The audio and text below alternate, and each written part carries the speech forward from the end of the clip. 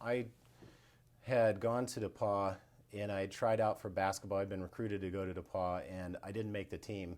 And I was young and naive enough to think that that was it.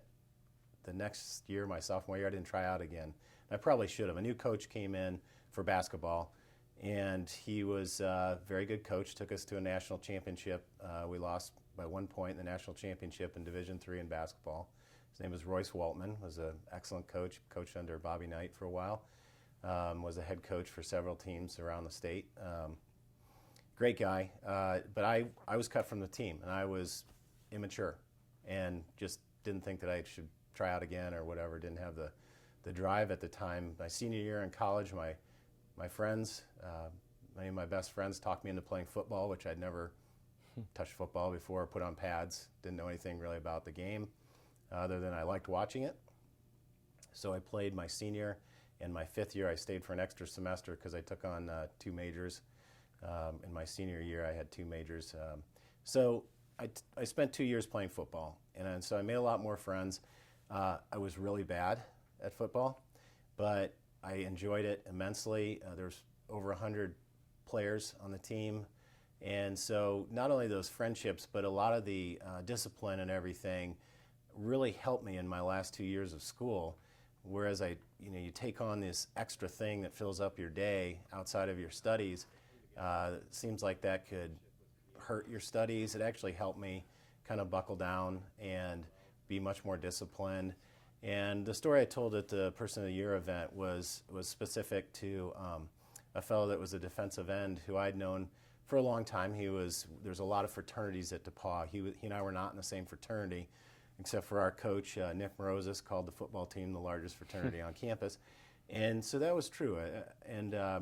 I made good friends with this gentleman, and outside of football, we did a few things. We were pretty good acquaintances, just like all the players were.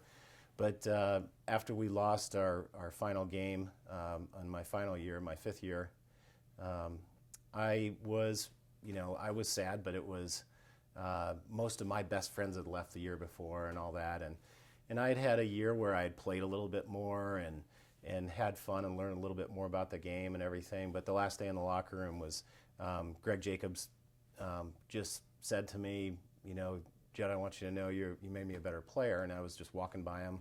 He was sitting on a bench in the locker room. And I don't know if he would remember this story, but I'll remember it for the rest of my life, because I thought, that is so important on a team. I took my time on the scout team seriously. I studied film. I tried to run the routes correctly. Again, I wasn't a very good player, but I was serious about it and tried to make sure the younger players saw that.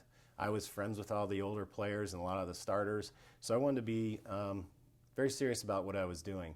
So when Greg said that after the final game, right after we lost to Wabash, our arch rival, it meant a lot to me, and it also told me that just something like that being said to someone means the world. I mean, it meant to me, okay, I was part of this team. The things I did were important.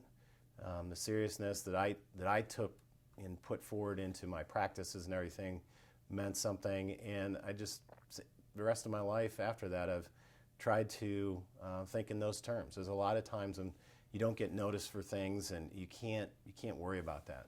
You have to just go and do as best as you can, and character is what you do when no one's looking, I guess, is the way that I think about it. Is just do the best you can and know that the stronger your link in that chain is of whatever you're doing, the more your organization's going to get out of it, the people that you're working with are going to get out of it.